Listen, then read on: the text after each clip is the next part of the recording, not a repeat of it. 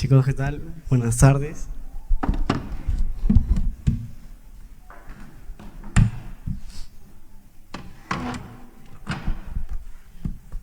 Buenas tardes, chicos, que el Señor los bendiga.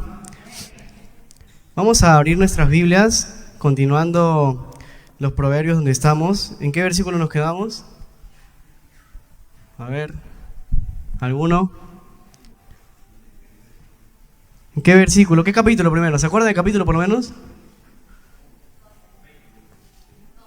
2. 12. Ya. Versículo. Nuestro hermano Ruby fue el que dio la última clase. Si no se acuerdan es porque no la entendieron, entonces. A ver, nos quedamos, leímos hasta el versículo 23. Este sábado nos toca 12 del 24 hasta el último, que sería el 28. Vamos a dar lectura. Yo lo estoy leyendo en la Nueva Biblia de las Américas. Me siguen. La mano de los diligentes gobernará, pero la indolencia será sujeta a trabajos forzados. La ansiedad en el corazón del hombre lo deprime, pero la buena palabra lo alegra. El justo es guía para su prójimo, pero el camino de los impíos los extravía. El indolente no hace su presa, pero la posesión más preciosa del hombre es la diligencia. En la senda de la justicia está la vida, y en su camino no hay muerte. Vamos a orar. Padre Santo, te pedimos, Señor, en este momento que seas tú, Señor, revelándonos a través de tu Espíritu, Señor, lo que tú quieres hablarnos, Padre Santo, lo que tú quieres que entendamos el día de hoy, Señor. Padre bendito, primero, ponme, Señor, a mí, Señor, quebranta mi vida, Señor. Háblame primero a mí, Padre Santo, para yo poder comunicar, Señor, lo que tú quieres que tus hijos escuchen, Padre bendito. Quebranta nuestros corazones, Señor. Vivifícanos, Padre Santo. Y sé tú obrando en nosotros, Padre bendito. En el nombre de tu Hijo, Jesús. Bueno, tomen sus asientos, por favor.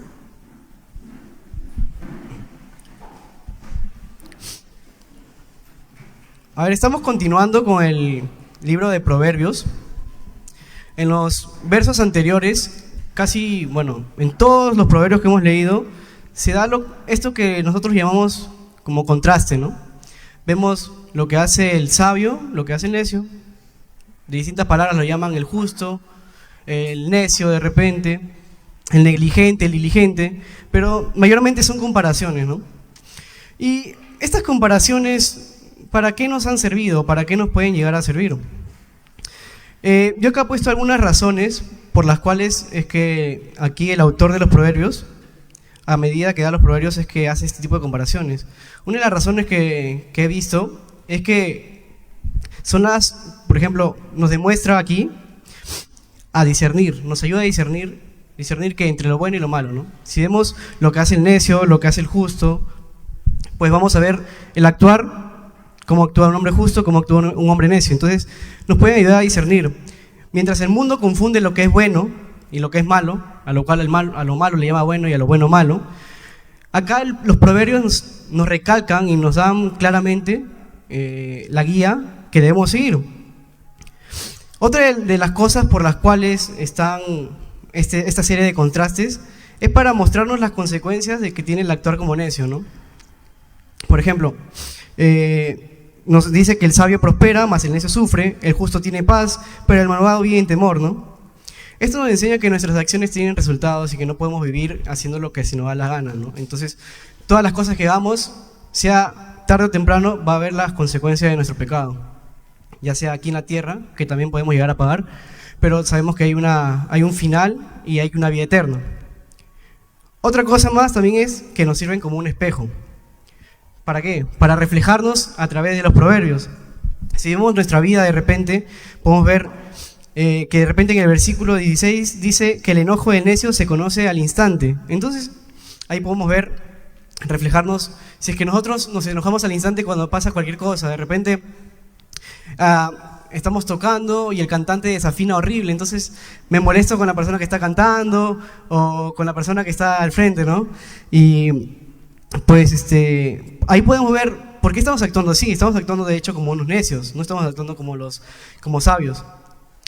Y otra cosa por las cuales también tenemos esta serie de contrastes es para tomar una decisión personal, ¿no? A medida que hemos visto ya que cómo nos estamos reflejando, cómo estamos actuando, entonces podemos llegar a decidir, ¿no? si es que vamos a seguir actuando así como justos o si es que vamos a seguir el camino del sabio. Entonces, por ejemplo, en el versículo 13 dice que la transgresión de sus labios se enreda el malvado, pero el justo escapará del apuro. Y en el versículo 15 nos dice que el camino del necio es recto como sus propios ojos, pero el que escucha el consejo es sabio. Entonces aquí podemos decir, ¿queremos ser como el sabio que escucha el consejo? ¿O queremos ser como el necio que simplemente pasa por alto lo que le dicen y sigue haciendo lo que se le da la gana? En la clase anterior, el hermano Rumi nos dijo de una manera bastante sencilla, por así decirlo, qué es lo que es un sabio, ¿no? Porque está en el versículo que leyó. Y el sabio en sí sería la persona que obedece y el necio sería la persona que desobedece. Sería todo lo contrario, ¿no?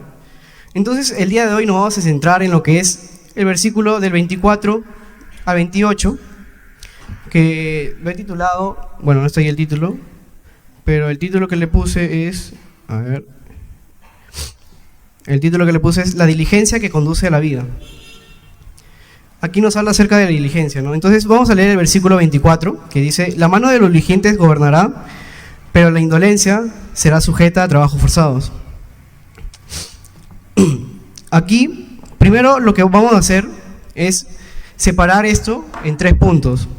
Voy a separar este mensaje en 3 puntos, los cuales van a ser, primero, no van a ser de manera ordenada, tal cual está escrito, sino que lo vamos a hacer por temática. Entonces, el primer tema que vamos a tratar va a ser la recompensa de la diligencia, que ahí vamos a ver el versículo 24 y el 27. El segundo punto que vamos a ver es el poder de las buenas palabras, que sería el versículo 25, y el tercer punto va a ser el camino a la vida plena. Entonces, para seguir esto, vamos a leer el versículo 24 y 27, que es: la mano de los diligentes gobernará, pero la indolencia será sujeta a trabajos forzados. Y el versículo 27 dice: el indolente no hace su presa, pero la posesión más preciosa del hombre es la diligencia. Entonces aquí, cuando primero en el versículo 24 nos habla acerca de la mano de los diligentes, ¿no? No está hablando acerca de una mano física como tal, sino que se refiere al obrar, al trabajo de los diligentes, a su forma de actuar. Habla acerca de eso, ¿no? Por ejemplo, cuando habla acerca de la mano del Señor, también no se refiere a una mano física, sino se refiere al obrar del Señor, ¿no? A lo que Él hace en nosotros. Ahora, viendo esto que dice de la mano de los diligentes, primero hay que saber qué es diligente, ¿no? Según la RAE, diligente es aquella persona que actúa con rapidez y cuidado. Entonces, aquí hay una palabra que es bastante llamativa y que es una palabra que debemos enfocarnos, la que es, no solo actúa con rapidez, sino que también actúa con cuidado. No es simplemente actuar por impulsivo, sino es actuar pensando en las consecuencias que puede pasar. Entonces, podemos ver esto en algún ejemplo claro, como de repente tú estás muy ocupado y tu padre te manda a hacer algo y tú por impulso simplemente le respondes de una mala manera. Entonces actuaste rápido pero no pensaste. Es distinto a que de repente tú le expliques las maneras y le expliques el por qué no puede hacer ciertas cosas. Vamos a ver algunas características de una persona diligente. Primero, la persona diligente es trabajadora y eficiente, ¿no? Cumple sus tareas con rapidez, habilidad y energía, sin rendirse antes de terminarlas. Y esta palabra de rendirse es bastante clave en la prédica del día de hoy, porque vamos a ver un contraste ahí con una persona que es totalmente lo contrario, ¿no? Segundo, otro punto que vamos a ver es que el diligente es una persona perseverante, no se rinde ante las adversidades que tenga, no se rinde fácil, sino que persiste, ¿no? Con fe y con paciencia. Es organizada y es prudente. Sus planes siempre conducen a la abundancia y evita la pobreza, ¿no? Otra cosa es que cuida su corazón. Y vamos a ver el Proverbios 4, versículo 23, en el cual este proverbio dice: con toda diligencia guarda tu corazón, porque de él brotan los manantiales de la vida. Entonces, una persona diligente, una de las cosas que hace es cuidarse a sí misma, cuidar su corazón. Y con corazón se refiere a sus sus sentimientos, se refiere a su enfoque, no algo físico, sino lo que tiene por dentro. Entonces es necesario, una persona diligente lo hace eso.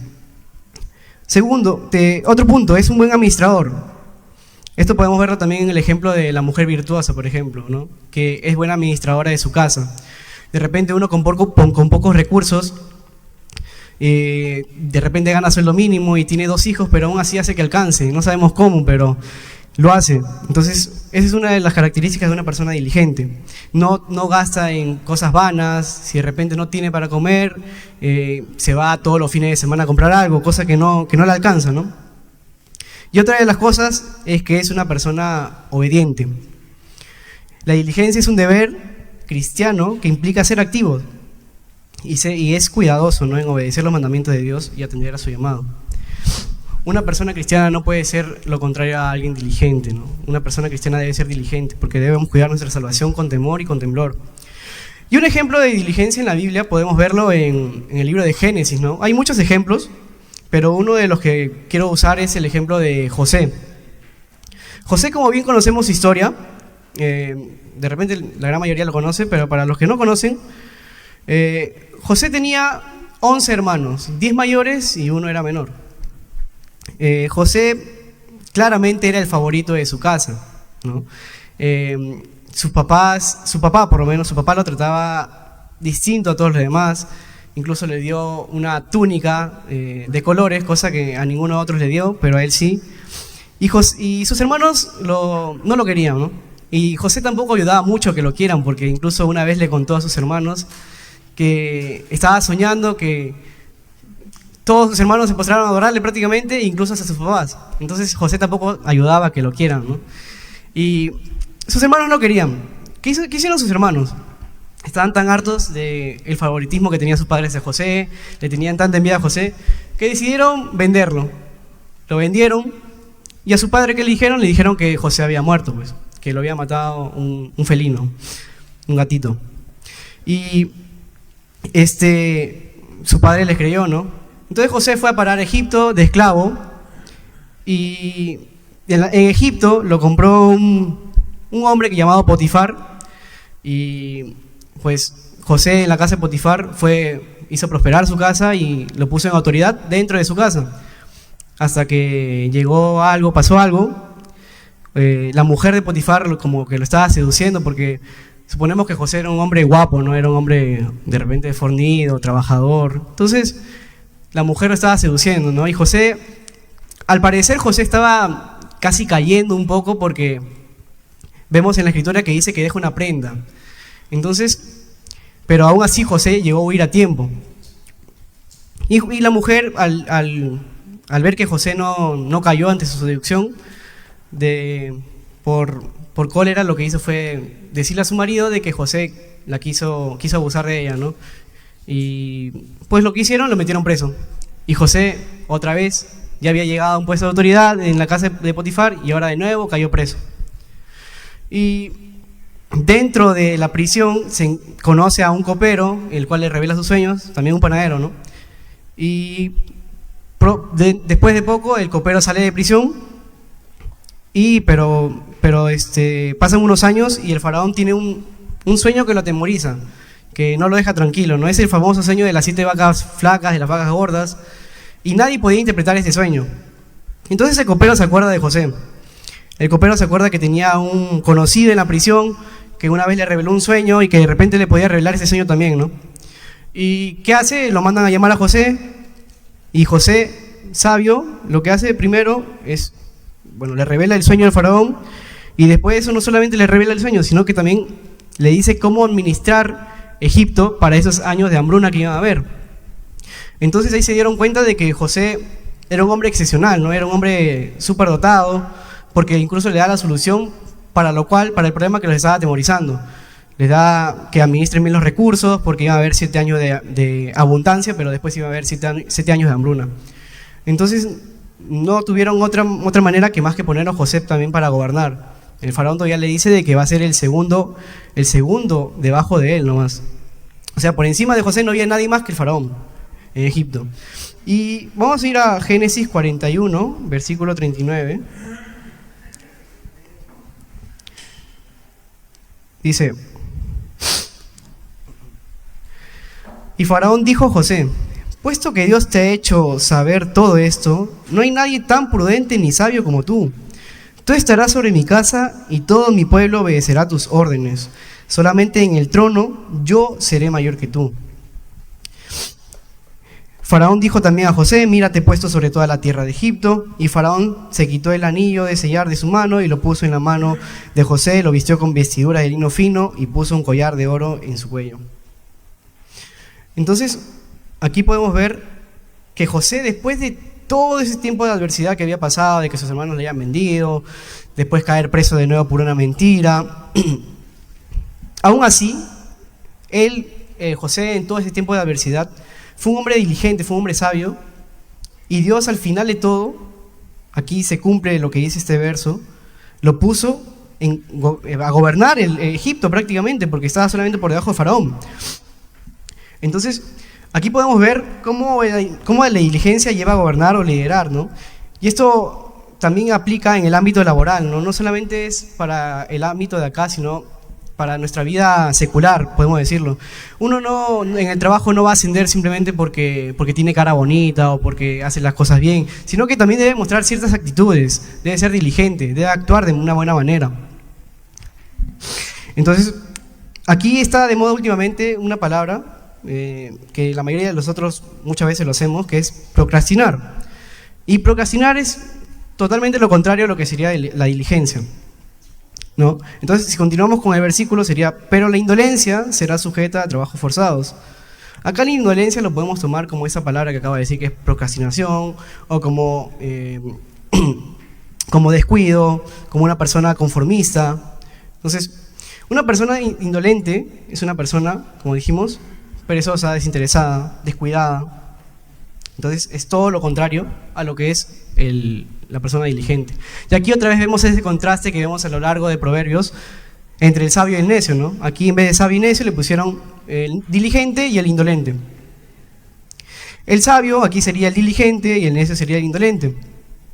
Y el indolente no necesariamente no hace nada. Y eso lo vamos a ver más adelante.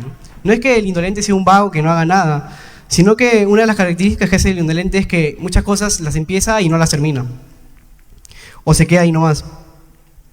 Entonces, una de las palabras que sería para una persona indolente sería una persona conformista, que se queda tal cual está, que de repente llegó a un puesto en el cual dice, pero ya estoy bien aquí, entonces mejor me quedo aquí nomás, y no hace nada para salir de ahí, no hace nada para avanzar. Entonces, también en el aspecto espiritual lo que podemos ver es que el que no actúe con diligencia, al final de cuentas, va a terminar siendo gobernado por el pecado. Porque la fe no solamente es una fe inmóvil, una fe no práctica, sino que la fe se vive día a día. Y hay que actuar con diligencia, con temor y temblor para cuidar nuestra salvación. Después, en ese mismo enfoque, vamos a ver lo que dice el versículo 27. El versículo 27 de Proverbios dice: el indolente no hace su presa, pero la posesión más preciosa del hombre es la diligencia. Aquí podemos ver que usan los mismos dos sustantivos que usan en el versículo anterior, ¿no? Que es indolente y negligente, ¿no? Podemos ver que aquí usa la palabra que es la frase no hace su presa. Y con esta frase no hace su presa podemos ver lo que dijimos hace un tiempo, de que el indolente no simplemente es la persona que no hace nada, sino que es una persona que sí ha hecho algo. Por ejemplo, acá para obtener su presa lo primero que ha hecho es cazar. Entonces, pero no llega a ser el fin por el cual obtuvo esa presa, que era para alimentarse, ¿no? Porque uno no simplemente caza por diversión, a menos que sí lo haga, ¿no? Pero no hace su presa, dice, o sea, de que no ha llegado a disfrutar del fruto de su trabajo. El indolente no le sirve de nada tener su casa si es que no la va a comer, si es que no la va a cocinar. Abandona el trabajo antes de disfrutar del fruto de su trabajo, ¿no? A diferencia de una persona que es diligente. Esta persona tiene en alta estima lo que ha ganado, ¿no? Es una persona que valora el fruto de su trabajo. El diligente no desperdicia, saca el máximo provecho de lo que Dios le da. Ve cada cosa, tiempo, oportunidades, talento, como algo valioso. Entonces, aquí una persona diligente lo que hace es ver todo lo que tiene y enfocarse en eso, ¿no? Tiene algo valioso, lo cual más adelante lo va a llevar a la salvación. Es un camino que nos conduce a eso. No es un camino que se queda aquí nomás. Y esto lo vamos a ver más adelante. La pereza es contraria a la naturaleza con la que Dios nos ha creado. Si bien vemos, muchos de repente pensarán de que el trabajo es un castigo que Dios nos ha dado, pero el trabajo de hecho está desde el inicio, al hombre al inicio en el Génesis, lo manda a fructificar, a producir la tierra. Entonces, no es un castigo como cual el trabajo. Entonces, desde el Génesis, vamos a ver aquí en Génesis capítulo 3, Génesis capítulo 3, versos 17 y 19.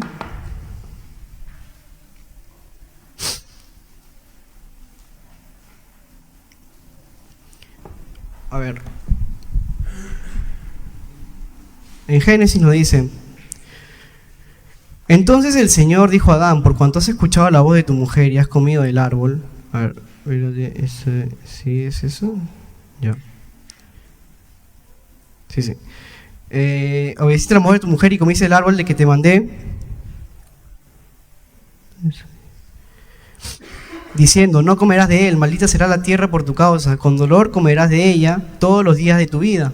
Espinos y cardos te producirá y comerás plantas del campo, con el sudor de tu rostro comerás el pan hasta que vuelvas a la tierra, porque de polvo eres y al polvo volverás. Entonces, aquí vemos de que en ningún momento lo castigó a Adán diciéndole que va a trabajar, sino que le dice de que con sudor de su frente iba a comer del pan, ¿no? Entonces probablemente podríamos deducir de que tal vez, ¿no?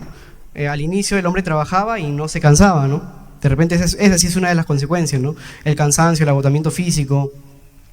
Porque la orden a trabajar, de hecho, está en el Génesis 2.15, que dice que tomó pues Jehová Dios al hombre y lo puso en el huerto de Edén para que lo labrara y lo guardase. Después en el 19 dice: Jehová Dios formó pues de la tierra toda bestia del campo, toda ave de los cielos, y la trajo a Adán para que viese cómo los había de llamar.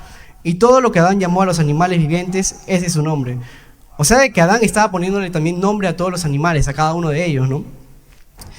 Y puso a Adán nombre a toda bestia y ave de los cielos y todo ganado del campo. Entonces, es un trabajo un poco complicado, ¿no? Llamar a cada uno de los animales, decirle que, a ver, tú te vas a llamar gatito, tú te vas a llamar león, ¿no? Pero aún así estaba trabajando, no es que simplemente no hacía nada Adán y que disfrutaba, vivía comiendo el arbolito que había por ahí, o andaba simplemente calato por ahí caminando, ¿no? Pero sino que Adán también estaba trabajando. ¿Y qué más dice? Versículo 20 dice, puso nombre a todos, mas para Adán no se halló ayuda idónea para él. Bueno, ese es otro tema, ¿no? Adán todavía estaba soltero y disfrutaba más todavía. A ver, dice,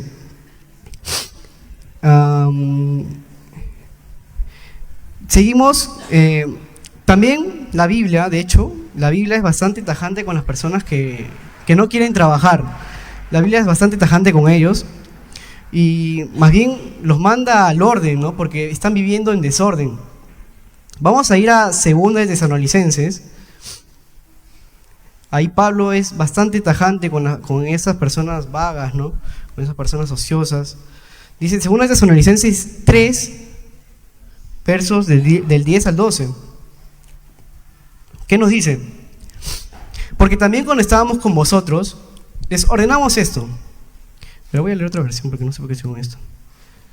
Dice, porque aún cuando estábamos con ustedes les ordenamos eso. Si alguien no quiere trabajar, que tampoco coma, porque oímos que algunos entre ustedes andan desordenadamente sin trabajar, pero andan metidos en todo. A tales personas les ordenamos y exhortamos en el Señor Jesucristo que trabajando tranquilamente coman su propio pan. Entonces, aquí Pablo es bastante duro con esas personas, ¿no? Porque están viviendo totalmente contrario a lo que la palabra nos enseña. Están viviendo completo desorden. De repente hay muchos padres de repente que son un poco apañadores de sus hijos y tienen unos unos hijos, pero dice, ¿cómo mi guaguita de 40 años va a estar trabajando? ¿No? Déjalo tranquilo en mi casa. Pero la palabra es bastante clara con eso, ¿no? No debemos estar de ociosos, más bien la sociedad, el ser ociosos nos lleva a distintas cosas que al final podríamos llegar a estar pecando, ¿no? El estar tanto tiempo en el celular haciendo scroll, y estar viendo cosas vanas, de repente no son cosas malas, pero nos está quitando tiempo preciado, ¿no? Y mayormente, como dice bien una frase, que la sociedad es la raíz de todos los males, ¿no? Entonces, el estar de ociosos nos puede llevar a distintas cosas que nos lleven finalmente a pecar.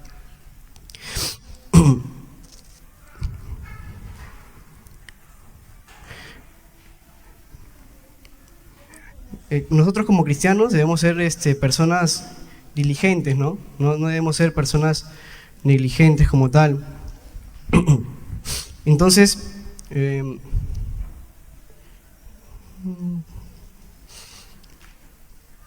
bueno, por lo menos en casa, ¿no? Siempre vamos a estar un poco agradecidos con nuestros padres porque a mí y a mi hermano de repente,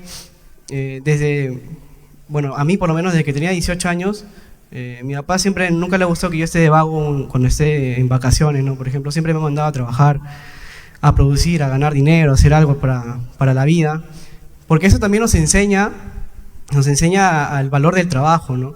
Porque de repente no es algo que necesitamos, pero es algo que nos enseña a valorar el fruto del esfuerzo. Y muchas veces de esa manera valoramos el esfuerzo que hacen nuestros padres con nosotros.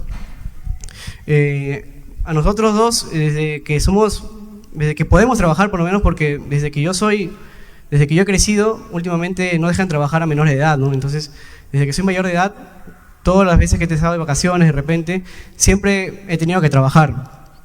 Y estoy bien agradecido con eso, porque me ha enseñado a valorar el esfuerzo del trabajo. Entonces, una aplicación práctica aquí sería la fe y la acción, ¿no? Una fe genuina nos mueve a actuar. Una fe genuina no es una fe estancada, no es una fe que nos deje en el mismo lugar donde estamos. El autor de Hebreos nos recuerda más bien que sin fe es imposible agradar a Dios, ¿no? Y en Santiago 2:17 nos dice que la fe, si no tiene obras, es muerta. Sabemos nosotros que la salvación no es por obras, sino es por gracia. Pero la fe también que nosotros tenemos, o la consecuencia de la salvación que tenemos, que Dios ha puesto en nosotros, nos hace orar de distintas maneras, nos hace actuar, ¿no? No es que necesariamente que esas obras nos lleven a la salvación, sino es completamente al revés, que nuestra vida manifiesta la salvación de distintas maneras. Una persona que ha sido salva no puede seguir actuando de la misma manera que ha vivido antes. Totalmente debe haber un cambio en nosotros. Y también dice que por sus frutos lo conoceréis, ¿no? ¿Y esos frutos qué son? No solamente es cómo se viste, cómo anda, sino es las cosas que hace, las cosas que dice, las cosas que ve. Si creemos que Dios nos ha llamado a ser sal y luz en el mundo, debemos demostrarlo, ¿no? Siendo diligentes en nuestros estudios, trabajos, ministerio. La verdad, mientras yo estaba en colegio, tal vez yo era una persona un poco bastante negligente, una persona que no hacía bien las cosas, porque no es que yo no sabía, sino de que de repente me ganaba la pereza.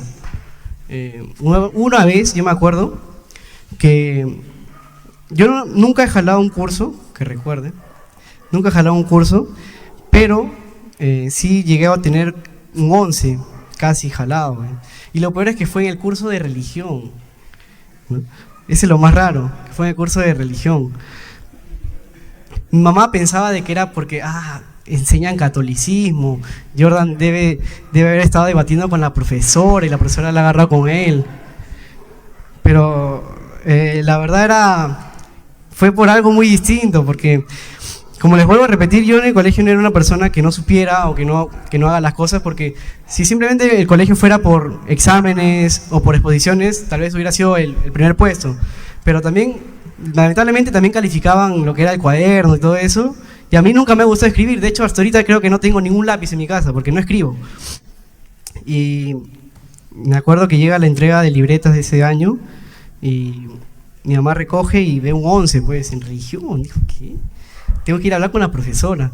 Y yo sabiendo lo que la profesora le va a decir, sabiendo que la profesora le va a decir que Jordan no tiene... Señora, vea su cuaderno de Jordan, está totalmente en blanco, le iba a decir. Yo todavía dejaba que mi mamá siga yéndose a donde la profesora. Yo estaba atrás, lo peor. Y luego, cuando mi mamá ya se acerca a hablar con la profesora, le dice: profesora, ¿cómo es posible que Jordan tenga 11? Es porque él es protestante, ¿verdad? Y la profesora me mira y se ríe y dice: señora, ¿usted le revisó el cuaderno a su hijo? Pucha. Lamentablemente, cuando llegué a mi casa, me revisó el cuaderno y también me revisó atrás, creo, porque me dejó marcado. Y mi cuaderno lamentablemente estaba en blanco y ahí aprendí que sí se debía escribir el cuaderno, ¿no? Pensé que era de adorno nomás. Y pues mi actitud fue totalmente de una persona diligente, porque aún sabiendo que lo que yo hacía tenía una consecuencia, pues lamentablemente no pensé en esas consecuencias que iba a obtener y dejé que las cosas pasaran. Porque yo pude frenar eso desde antes, sabiendo de que siempre entregan libreta, sabiendo que mi mamá está yendo a hablar con la profesora tranquilamente y puede decir: la verdad, toda la culpa es mía, no tiene que ver nada la profesora, pero aún así no lo hice, no me forcé antes y dejé que llegara a ocurrir el problema que se armó y pues la consecuencia fue los golpes, ¿no? Mi castigo. Después, no se trata de esperar que Dios haga todo por nosotros, sino de actuar confiando en que Él bendecirá el esfuerzo que hacemos con fe. Así como el diligente en Proverbios es puesto en autoridad, así como vimos que también José fue puesto en autoridad al final, y disfrutar del fruto de su trabajo, nosotros también veremos los resultados cuando unamos nuestra fe con la acción y no dejemos nuestra fe que se estanque ahí y que se quede lamentablemente, ¿no? Vamos al segundo punto, que el segundo punto era el poder de las buenas palabras. Para eso vamos a leer el versículo 25 del libro de Proverbios, que dice, estamos en el capítulo 12, ¿no? 12:25. La ansiedad en el corazón del hombre lo deprime, pero la buena palabra lo alegra. Aquí hay dos palabras claves, ¿no? Que son ansiedad y deprime, que sería depresión. La palabra ansiedad viene de una palabra griega. La palabra griega no la voy a decir porque no sé griego, pero traducido sería inquietud, preocupación, desasosiego. Y la palabra depresión, que sería un estado de profundo abatimiento y desesperanza. Entonces, ¿cuántos de nosotros no hemos pasado por algún momento de repente de preocupación, un momento de ansiedad, ¿no? En el cual sentimos que ya no podemos más y lamentablemente lo que muchos de nosotros hacemos es de repente ir a encerrarnos a nuestros cuartos y bueno, fuera que nos fuéramos a encerrar para de repente inclinarnos en nuestras rodillas, postrarnos y orar a Dios de que por qué nos está pasando estas cosas, sino que muchas veces simplemente nos encerramos porque no queremos ser nada de nadie, nos ponemos nuestros audífonos y nos ponemos a escuchar canciones que lo único que hacen es deprimirnos más, ¿no? De repente te encierras, pones el audífono y pones a escuchar, no sé, y dices, pucha, le escribo, no le escribo, no sé qué hacer, y lo único que te lleva es a eso, ¿no? En vez de estar clamando, orando, doblando rodillas, haces eso. Entonces, el estar bajo ansiedad te puede robar la paz, te puede robar la energía. Por ello, debemos saber en qué nos refugiamos, ¿no? Debemos saber en qué nos refugiamos. Pero acá hay un gran contraste, ¿no? Hay un gran contraste en lo que nos habla aquí, que es que la ansiedad, o sea, si vivimos ahí en ansiedad y no salimos de ahí, no queremos salir de ahí, pues nos va a terminar llevando a una depresión, un estado de abatimiento profundo, a un estado de no querer saber nada más. Pero ¿qué dice la siguiente parte? No se queda ahí, sino que dice, pero la buena palabra, ¿qué hace? La buena palabra lo alegra. Entonces debemos saber de qué tipo de buena palabra está hablando. Para eso yo puse aquí 3 tipos de buena palabra. Primero, palabras que vienen de otros.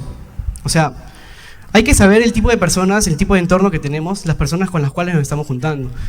Si nuestros amigos lo único que hacen es hablar de puras cosas vanas, cuando nos reunimos nunca hablamos sobre algo que tenga que ver con la vida eterna, que tenga que ver con la palabra de Dios, no esperemos que los consejos que nos den en momentos de ansiedad sean buenos consejos, ¿no? De repente, no sé, tú deslizaste tu pie y estabas con tu enamorado y tienes un enamorado y al final lo engañaste, ¿no? Y tienes un chat por ahí que no sabes qué hacer, le cuentas a tu amiga, en vez de darte una buena palabra te dice, pero amiga, restríngelo nomás, nadie se va a dar cuenta.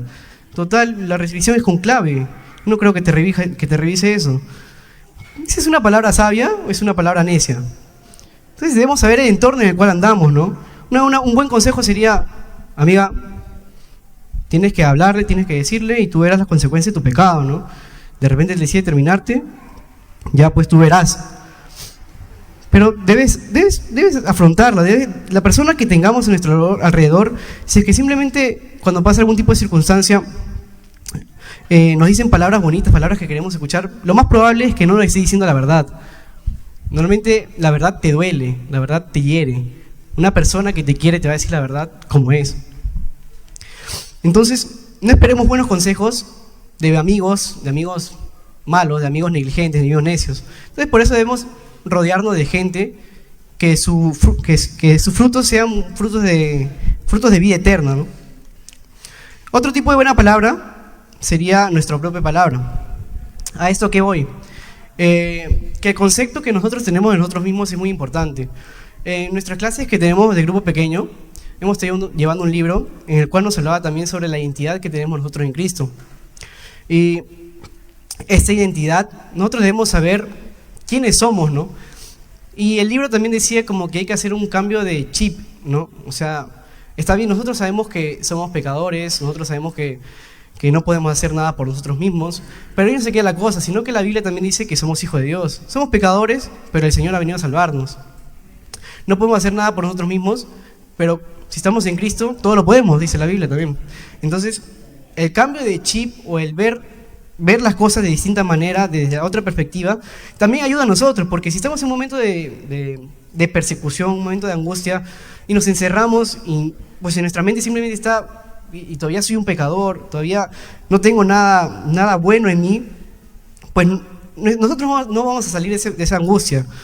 Pero si vemos quiénes somos, tenemos en claro nuestra identidad, todavía este libro que estamos leyendo, al final del capítulo 1 hace una descripción de todo lo que somos en Cristo, ¿no? De repente dice, soy santo, soy santificado, soy hijo de Dios, soy perdonado.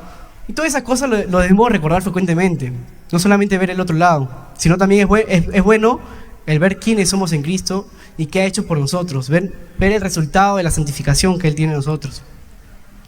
Y tercero, y más importante, es las palabras buenas que estamos hablando, es la palabra de Dios, ¿no?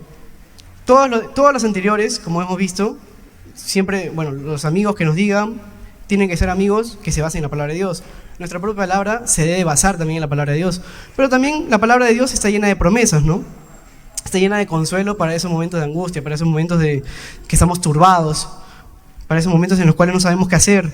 Por ejemplo, a Josué le dijo, esfuérzate y sé valiente. Entonces podemos acoger esas promesas, ¿no? Que nos tienen turbados en esos momentos de ansiedad, en esos momentos de presión. Por eso dice acá que la buena palabra alegra ese corazón. Entonces, como hemos visto hace un ratito, Satanás introduce en nosotros pensamientos y mentiras para que creamos que esos somos nosotros. Entonces, si nuestros pensamientos no reflejan la verdad de Dios, nuestros sentimientos no reflejarán la realidad. Debemos recordar continuamente quiénes somos en Cristo. Debemos tener como cristianos siempre ese pensamiento de recordar las palabras de aliento, el todo lo puedo en Cristo, que el Señor no desamparará. También saber que con quienes nos juntamos importa mucho, ¿no? Saber con quiénes nos juntamos importa mucho, porque las palabras que ellos nos digan, pues muy probablemente hagamos eso y de repente no estén bien. Y siempre tener presente la identidad que somos en Cristo. El último punto que le dije, eran 3 puntos. El primero que vimos fue la recompensa de la diligencia. Segundo, el poder de las buenas palabras. Y el tercer punto es el camino a la vida plena. Para esto vamos a leer los versículos 26 y versículo 28. El cual dice, el justo es guía para su prójimo, pero el camino de los impíos los extravía. Versículo 28, en la senda de la justicia está la vida, y en su camino no hay muerte. Entonces, aquí nos habla sobre el justo, ¿no? Otra de las palabras con las cuales hace referencia al hombre sabio, ¿no? El justo es guía para su prójimo. ¿Y qué es un hombre justo, no? Si vemos en la Biblia, en Proverbios 12:5, por ejemplo, dice, los pensamientos de los justos son rectitud. Miqueas 6:8, algo rápido, dice, Él te ha declarado, oh hombre, lo que es bueno. ¿Y qué es lo que demanda el Señor de ti, sino solo practicar la justicia, amar la verdad y andar humildemente con tu Dios? Y en Proverbios 3:32 dice, porque el hombre perverso es abominación para el Señor, pero Él es amigo íntimo de los rectos. Recto es igual a justo, ¿no? Entonces, esos 3 versículos que he puesto es como para una descripción de lo que es un justo. Del primer versículo que podemos sacar, un justo es aquel que su pensamiento solo es rectitud. Del segundo que dice Miqueas, que el justo practica la justicia, ama la misericordia y anda humildemente con Dios. Y del tercero podemos sacar que el justo es amigo íntimo de Dios. Entonces, cualquiera puede ser guía entonces para su prójimo, como dice acá, que el justo es guía para su prójimo. De repente somos una guía, pero una mala guía de repente, somos piedra de tropiezo para esa persona. Pero eso no es lo que dice, el justo es guía para su prójimo, es un buen guía. No es un ciego guiando a otro ciego, ¿no? Entonces, viendo esto, cualquiera no puede ser guía de su prójimo, ¿no? Debemos llegar a un nivel tal como, de repente, como Pablo que dijo, sean imitadores de mí como yo lo soy de Cristo. Entonces, pero, ¿qué tan fácil? O sea, si tú reflejas de verdad a Cristo, tú podrías decir eso, pero alguno de nosotros puede decir ahorita, imítame a mí porque yo soy imitador de Cristo. Hay que analizar bien esa respuesta que hagamos. El justo investiga su camino, ¿no? Lo escudriña, sabe dónde dar cada paso sin caer. A diferencia del necio, que camina simplemente por donde se le da la gana, vive su vida y no deja que la vida le viva, ¿no? Entonces, hace todo lo que quiere, hace todo lo contrario a la palabra de Dios. No le importan los resultados, no le importa la consecuencia de su pecado, porque de hecho para él eso no es un pecado, ¿sí? Está viviendo su vida nomás, como dicen en el mundo, la vida es una y hay que vivirla, la vida es corta, porque lamentablemente el mundo piensa de que el mundo se va a acabar, nosotros nos vamos a morir y ya no hay nada después. Pero nosotros como hijos de Dios sabemos que hay una vida eterna y hay un resultado, ¿no? Hay una meta final para nosotros. No es simplemente que queramos vivir una vida aburrida acá y ya, sino que sabemos que hay una recompensa en los cielos, ¿no? Y la recompensa siempre es mayor. Entonces, el resultado de ser una persona diligente y de usar las buenas palabras es que te conviertes en una influencia positiva.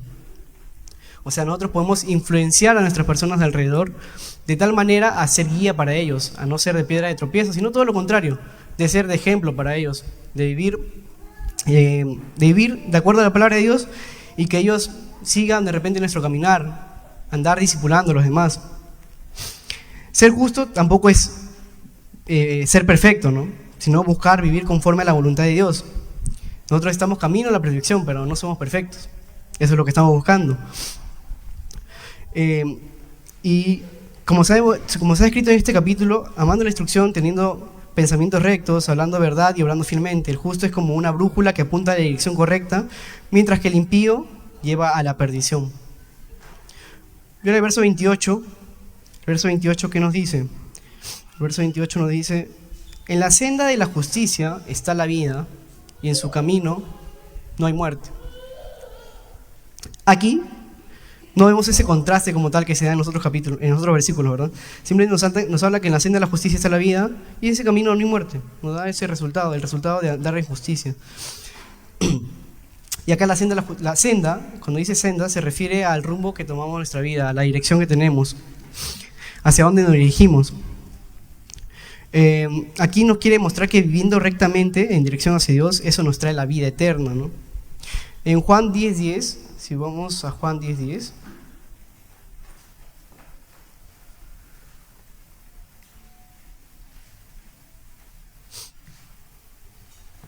agua. Papel no sirve, agua bien.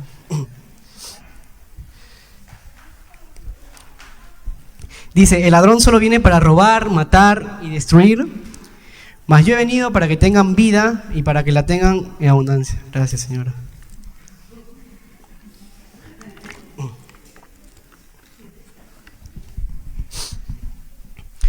Entonces, como seguimos, ¿qué dice? Me perdí. Yo he venido para que tengan vida y para que la tengan en abundancia. Entonces, aquí nos habla acerca de la vida, ¿no? El camino del justo nos lleva a esa vida en abundancia que tenemos en Cristo Jesús. Al final, todo nos lleva hacia Cristo, ¿no? Dice que en su camino no hay muerte, que esto claramente hace referencia a la vida espiritual, ¿no? No quiere decir que el justo no va a morir, que siempre va a vivir eternamente, sino que se habla en el ámbito espiritual. Así como a Adán le dijeron de que cuando coma ese árbol iba a morir, no es que comió de la manzana y, bueno, no fue manzana, fue un fruto, perdón. No es que comió el fruto y se cayó, sino de que iba a morir su muerte espiritual. Y la muerte, con muerte se hace referencia a esa lejanía que tenemos con Dios, ¿no? El alejarnos, esa es la muerte espiritual. Esta es una promesa de parte de Dios, ¿no? Que, o sea, a lo largo que hemos visto de este capítulo, de repente de estas últimas partes que hemos visto del diligente, si actuamos como diligente, tenemos una promesa que nos espera, ¿no? La diligencia nos lleva, en otras palabras, la diligencia nos lleva hacia la vida. Muchas veces podemos ver que las personas que obran mal, aparentemente se ve que su vida es próspera, ¿no? Que tienen todo, tienen dinero, tienen fama, tienen mujeres, pero siempre hay algo que, y muchos de esos famosos lo han dicho, ¿no? Sienten que su vida está vacía, muchos tratan de refugiarse de repente en las drogas, en el alcohol, y siempre hay algo que no los sacia, ¿no? No están satisfechos por más que tengan los millones que tienen.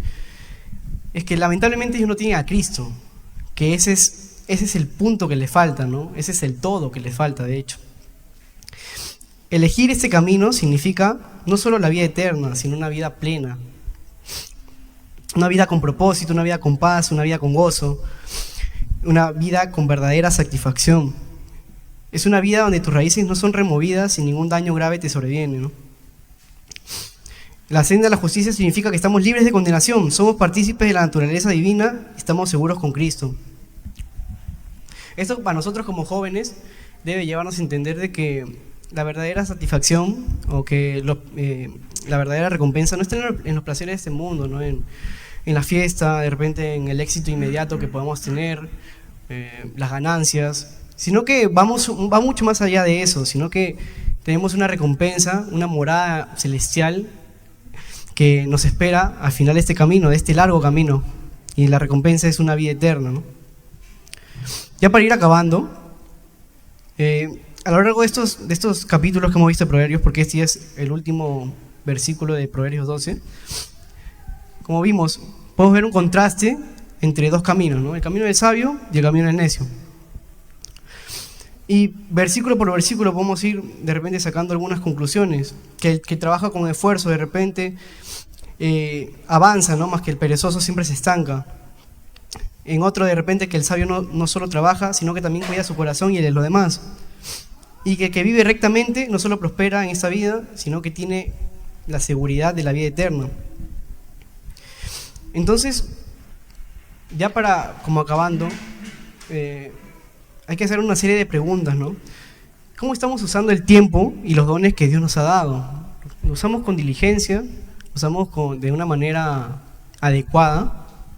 De repente, algunos de nosotros tienen algunos dones, talentos que Dios les ha dado, pero se quedan ahí nomás, no los ponen en práctica, no los multiplican, ¿no? De repente estamos como la parábola de los 10 talentos que a varios hombres les dieron distintas cantidades y uno de ellos tenía una monedita y la guardó y no hizo nada con ella. No se le perdió, no hizo mal, pero no hizo nada con ella y aún así el Señor le dijo, siervo malo, ¿no? Que iba a ser echado al fuego. Entonces, el estancarse ahí también, ese conformismo que hemos visto en los versículos anteriores, nos lleva a la destrucción. ¿Somos diligentes en lo que Dios nos ha confiado? ¿O estamos dejando que la pereza de repente gobierne sobre nosotros? Que la pereza de repente nos frene, no nos haga avanzar, que nos detengamos en lo que estamos. ¿Animamos a los demás con palabras de sabiduría? ¿O simplemente les hablamos para desanimarlos o para dejarlos ahí como están? De repente algún amigo tiene un problema y hacemos como que no nos importara. Entonces, todo eso hay que analizarlo bien. Dios nos llama no solo a creer, sino a vivir de acuerdo a esta fe. La diligencia y la justicia siempre van de la mano. Van de la mano con la fe. Cuando actuamos con esfuerzo, perseverancia, obediencia, estamos reflejando a Cristo, quien fue el ejemplo perfecto de la diligencia y la fidelidad, ¿no? Y como podríamos volver a repetir, ¿no?, lo que dice Santiago 2:17, que la fe sin obras está muerta. Como vimos en ese momento, no quiere decir que por las obras somos salvos, sino que nosotros como hijos de Dios podemos demostrar que somos hijos de Dios, que Dios nos ha cambiado a través de esas obras, ¿no? Y no es que eso nos haga salvos, ¿no?, sino que el Señor nos mueve a hacer las cosas de distinta manera, no vamos a actuar como actuábamos antes. Y podríamos cerrar con ese versículo 28, el versículo 28 de Proverbios 12, que dice que en la senda de la justicia está la vida y en su camino no hay muerte. Este versículo es una promesa bastante hermosa, la cual nosotros debemos apropiarla y debemos no solo apropiarla, sino que vivir de esa manera para que esta promesa se llegue a cumplir en nosotros. Entonces, para que haya vida, debemos primero vivir en justicia, y así de esa manera en nuestro camino no va a haber muerte, ¿no? El justo y el diligente viven teniendo una esperanza final. Saben que al final de su camino tiene una recompensa. Pero también podemos ver que este camino al cual hace referencia aquí no es cualquier camino, sino que si vemos Juan 14:6, que nos dice: yo soy el camino, la verdad y la vida. Pero ¿quién dice eso? El que lo dice eso es Jesús. Entonces podemos llegar a concluir de que si vivimos con Jesús, si Jesús vive en nosotros, ¿no?, y nosotros vivimos en Él, pues andando con Él nunca vamos a estar perdidos. El camino para la vida eterna es Jesús. No hay otro fuera de Él. Entonces, Jesús debe ser nuestra guía, Jesús debe ser nuestro centro de todo. Entonces, podemos ver que todo conduce hacia Cristo, ¿no? Este proverbio también nos conduce hacia Cristo. Claramente dice que en su camino no hay muerte, porque claro, si vivimos con Jesús, nunca vamos a encontrar la muerte, ¿no? Entonces lo que debemos hacer nosotros es actuar, ¿no? Actuar de acuerdo a lo que Cristo quiere, de acuerdo a lo que Él nos manda, no viviendo nuestros propios placeres, ¿no?, viviendo con diligencia, así como hemos visto en estos versículos, y actuando de la manera más sabia y más correcta que veamos, ¿no?, que Cristo nos manda.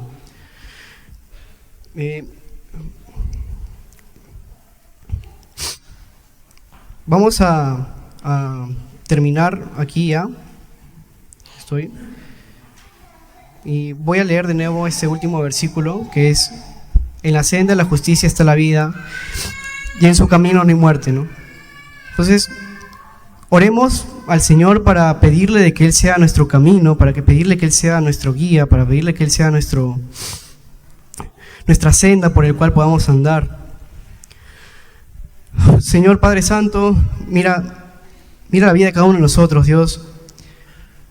Somos, Señor, hijos tuyos, Padre Santo, escogidos, santos, Padre bendito. Necesitamos de ti, Señor, cada día. Necesitamos de tu presencia, necesitamos de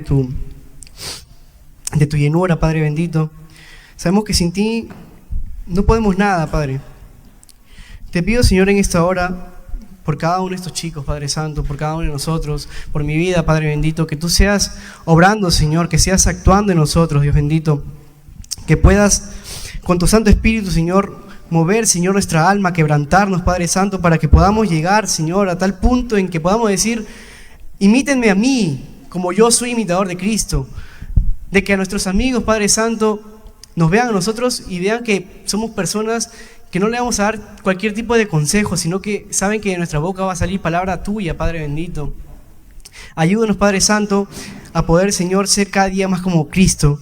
Ayúdanos a enfocarnos en eso, Señor, a ser diligentes, Padre Santo, como este proverbio, a ser honrados, a ser trabajadores, Padre Santo, no ser ociosos, Dios bendito, sino ser una persona sabia, Señor, administrando bien los recursos, Dios.